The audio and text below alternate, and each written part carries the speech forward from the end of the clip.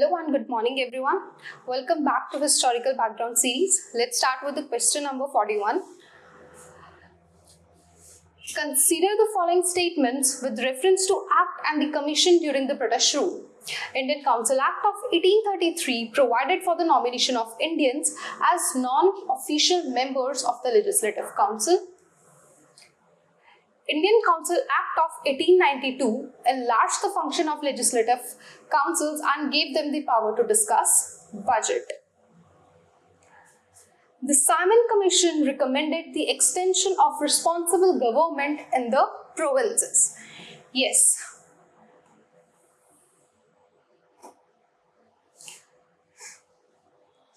Try to solve it out. ये चीज हम पढ़ चुके हैं. ये 1833 में नहीं था, 1861 में था. हमने पढ़ा है non official member legislative council, Raja of Banaras, Maharaja of Patiala, sir Dinkar Rao. So the statement is wrong. Indian Council Act of 1892 enlarged the functions of the legislative councils and gave the powers to discuss the budget. Yes, this statement is correct. Budget discuss करने की power Indian council act of 1892 में आ गई थी. Simon commission की report आती है 1930. वो बोलते डायरकी खत्म करो,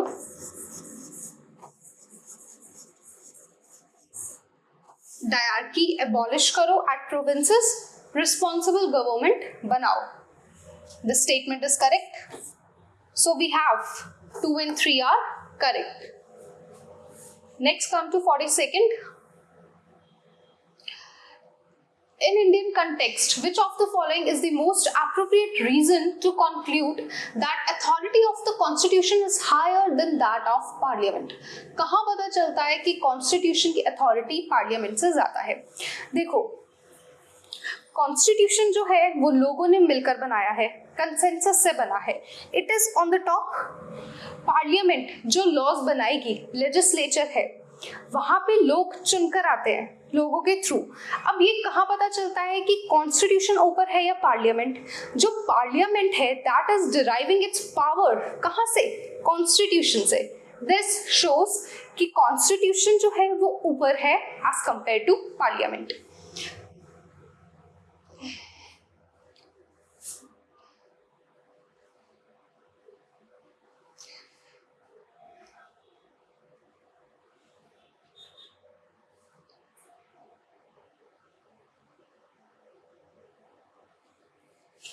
So the constitution specifies how parliament is to be formed and what are its powers, कि कैसे बनेगी और उसके पास क्या क्या powers हैं.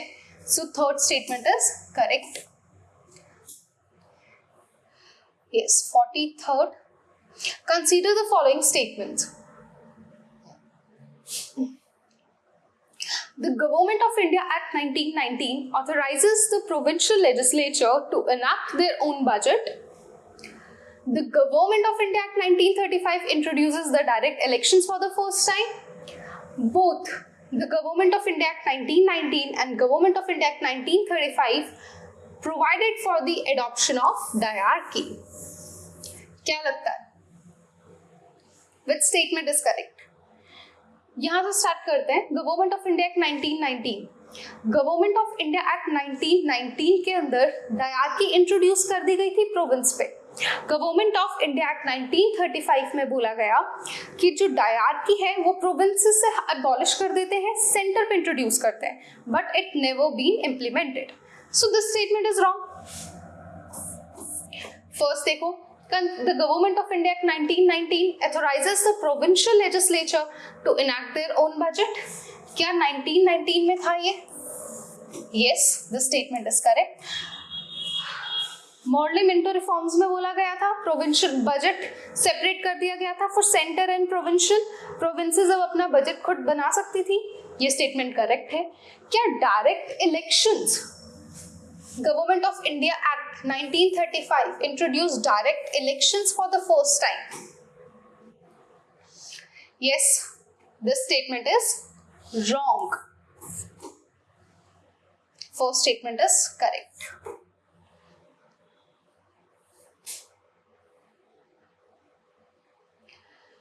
44th, the constitution is often described as a living document. Which of the following is the primary reason for such description? Living document हम कब बोलेंगे उस चीज को? जब वो चीज रेडी होगी for interpretation, ready at all situations, कि हम सिचुएशन के अकॉर्डिंग उस चीज को इंटरप्रेट कर सकते हैं. That is the it can be fulfilled at the demand of the time. So कब कह सकते हैं? It continues to be force of law till the end of the time. No, it responds to the changing circumstances which arises from time to time. और इसको हम hold पे रखें. It is difficult to amend certain important features of the constitution. It can be, but उसे living document क्यों बोला जाएगा? वो पूछा गया है. It reflects the changing demand of society with time without demanding any change in itself. ऐसा भी कुछ नहीं है. सो बी इज करेक्ट कि सर्कमस्टांसेस के चेंज होते होते हमें उसमें कुछ चेंजेस करना हो, so that can be done, but basic structure should be maintained.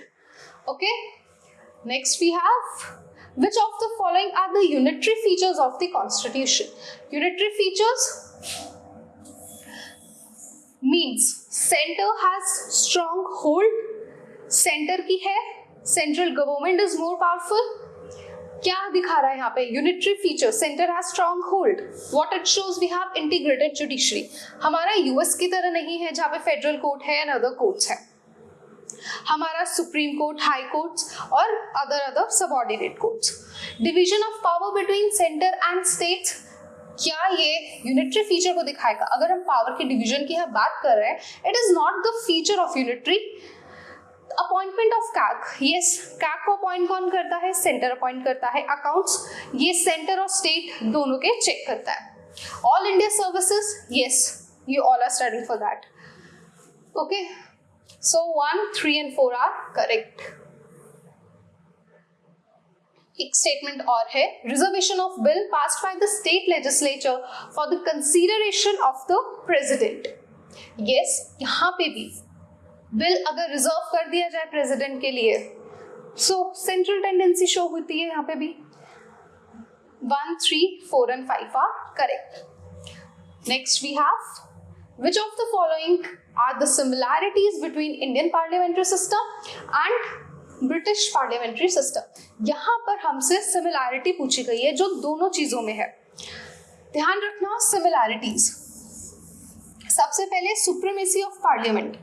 India के अंदर पार्लियामेंट सुप्रीम नहीं है फर्स्ट, लेकिन ब्रिटेन में पार्लियामेंट सुप्रीम है. So it's a difference. The statement is wrong. Elected head of the state, India में elected head of the state कौन है? प्रेसिडेंट. लेकिन हम ब्रिटेन में बात करते हैं, वहां कौन है? Monarch. So the statement is also wrong.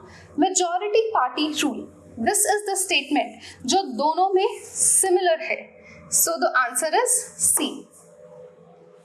What you have to do people, try, हमने यहाँ similarities पढ़ी, आप खुद से इनके differences cover करेंगे. Make a table कि उनमें क्या क्या differences हैं, क्या क्या similarities हैं with respect to Britain, and also cover US. Okay, it is also in news for many days. Next question पे चलता है. Which of the following may be the drawbacks of democracy? Leaders kept changing in a democracy, which could lead to instability. Democracy may lead to corruption as it is based on electoral competition. Democracy increases the chances of rash or irresponsible decision making. What is democracy? Democracy is a form of government where people takes decision. Simple, rule of the people. अगर यहाँ पे लोग जो है वो decisions ले रहे हैं, दैट समटाइम्स हो सकता है उन चीज़ों में मिस्टेक भी हो सकती है. जो यहाँ पे लीडर्स कीप चेंजिंग, यस, यहाँ पे ये रहता है अगर आपकी मेजॉरिटी आप लूज कर देते हो पार्लियामेंट में, वहाँ लूज हो जाए, सो लीडर्स चेंज हो जाते हैं. ये स्टेटमेंट सही है. करप्शन भी हमें देखने को मिलता है बहुत बार. इलेक्शंस के अंदर एक्सेस में पैसा लगाया जाता है. you know there has been seen corruption होता हुआ दिखता है कि यहाँ से पार्टी को इधर दे दिया गया, कितना ट्रांसफर ऑफ मनी हो रहा है वो ओपन नहीं था इलेक्टोरल में. Next we have democracy increases the chance of rash irresponsible decision making. ऐसा नहीं होता रैश, हम इमीडिएट डिसीजंस इसमें नहीं लेते हैं, इट्स अ लॉन्ग प्रोसेस, तो वहाँ रैश नहीं बोल सकते हम, ये चीज गलत है. इररिस्पॉन्सिबल डिसीजन मेकिंग, ये चीज गलत है. This statement is wrong. So first and second are correct. यहाँ पे कॉन्स्टिट्यूशनल प्रोविजंस है और हमने कहाँ से लिया है. हमने फंडामेंटल राइट्स कहाँ से लिए? क्या हमने फ्रांस से लिया? नहीं, कि हमने यूएस से लिया. इस तरह के क्वेश्चंस रिपीट हो रहे हैं. Keep revising these questions.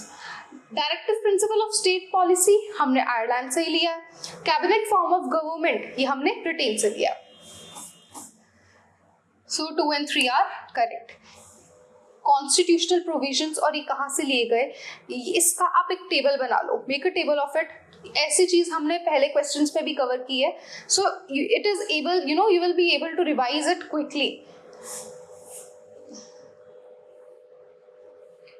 Next, India has been using constitution as a basic framework within which the government operates.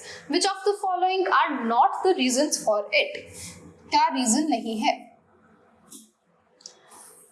The judiciary and political practice have shown flexibility in implementation of the constitution.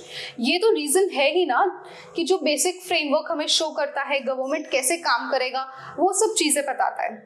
ये statement तो सही है. When we come to the B point, the basic framework of the constitution suits our country. Yes, ये हमारे suit करता है. हमने कैसे ले रखा है, इसे कैसे अडॉप्ट किया है, सूट कर रहा है. The constitution makers were very far sighted and provided solutions for many situations. Yes, they are far sighted. बहुत सी चीजों को वो उसमें मेंशन करके गए हैं. The Constitution of India is a sacred document and cannot be changed. It's a sacred document, but it is a living document as well. It can be changed, it can be amended. आपने देखा होगा कितनी सारी amendments हुई हैं, 106 amendments हो चुकी हैं. That is the need of an hour.